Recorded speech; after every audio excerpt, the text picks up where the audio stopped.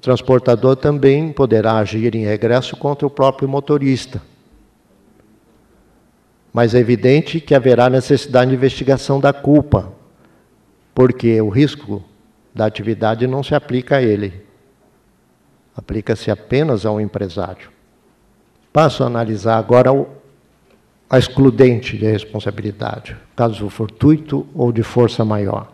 Para concluir-se o descumprimento da lei em razão de impossibilidade decorrente das deficiências conjunturais, quer dizer, falta de áreas de descanso nas rodovias, falta de local adequado para descanso nos pátios de transportadoras, de embarcadores, etc., se isso poderia ou não constituir excludente de responsabilidade. Nós sabemos, estávamos conversando durante o almoço, que esta lei deveria ter uma vacácio por um tempo que possibilitasse a adequação do país, com criação de áreas de descanso, espaços adequados, para que ela pudesse ser aplicada. Sem essa vacácio, ficará difícil implementá-la totalmente. E aí a questão que surge é essa. Sendo impossível aplicar a lei, mesmo assim, o empresário será responsabilizado ou a impossibilidade consistirá em excludente de caso fortuito ou de força maior? Nesse tema da excludente, a jurisprudência do nosso país criou uma distinção do fortuito chamado interno em relação ao fortuito chamado externo. E considera que é interno aquele que guarda a relação com a atividade do transporte, seja de passageiros, seja de carga. Assim, o defeito mecânico não constitui caso fortuito, a culpa de terceiro não constitui caso fortuito. O fortuito chamado externo, ele é estranho à atividade do transporte. E tem ocorrido muitos casos, por exemplo, de disparo de arma de fogo por alguém que está à margem da rodovia, atingindo o passageiro no transporte de passageiros. No âmbito do... também o assalto praticado a ônibus, a passageiros de ônibus, lógico. No âmbito do transporte de carga, o roubo com uso de armas de fogo, em situação em que o transportador não tenha contribuído, por não ter negligenciado em medidas de segurança, isso é importante também, se pela natureza do transporte se exigia dele cautelas determinadas, visando a segurança, aí, nessa situação excepcional, pode-se não reconhecer o fortuito externo. Como regra, no entanto, o assalto é considerado fortuito externo excludente de responsabilidade. Parece-me que se trata de fortuito interno, não excludente de responsabilidade, porque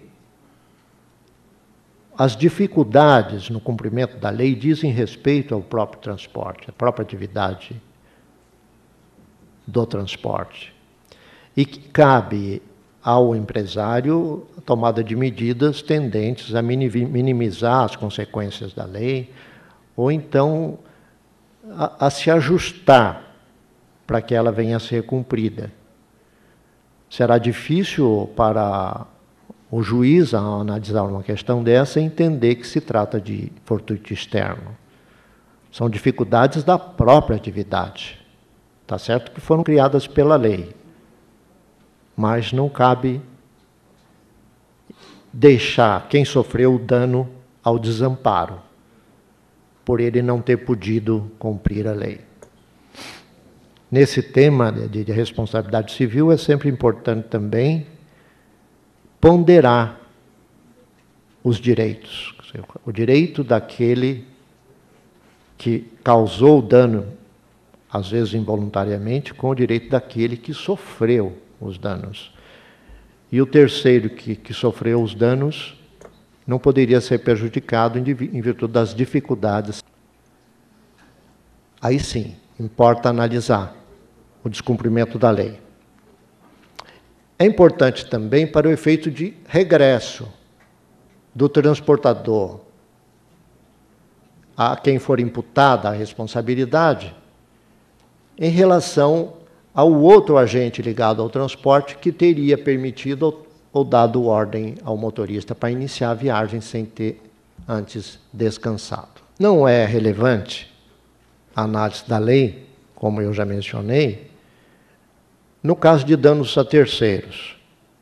Terceiros propriamente ditos, ou então aqueles interessados na execução do contrato de transporte. No âmbito de passageiros, os passageiros que verdadeiramente não são terceiros e sim partes, pouco importaria a análise desta lei, ou nada importaria, porque eles teriam direito à reparação de qualquer modo. Igualmente em relação ao dono da carga ou destinatário. Ele tem o direito de ser indenizado, não importando o que ocorreu na execução do contrato de transporte. Haverá, sim, relevância na análise da lei para o efeito de regresso contra quem desencadeou uma viagem sem que o motorista apresentasse condições para dirigir o veículo. E naquela situação excepcional de culpa subjetiva, de terceiro que é condutor de outro veículo, a análise seria eventualmente circunstancial, no caso de dúvida sobre quem teria provocado o acidente. Difícil imaginar, mas o outro motorista poderia dizer: o motorista do caminhão estava exausto. Tanto ele é culpado que ele não apresentava a mínima condição de dirigir, mas dirigia. Isso é uma circunstância que leva à conclusão de que ele foi, de fato, culpado. Bom, o tema é bastante interessante, é novo, não há nada na doutrina nem na jurisprudência para se investigar. Eu procurei fazer uma análise bastante objetiva, vocês verificaram que eu não recorri a textos doutrinários, nem a precedentes, mesmo porque precedentes específicos não existem. E procurei explicitar os vários ângulos que esse tema ele proporciona para análise.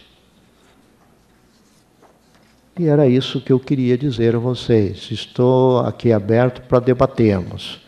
Certamente surgirão questões que levarão a novas reflexões.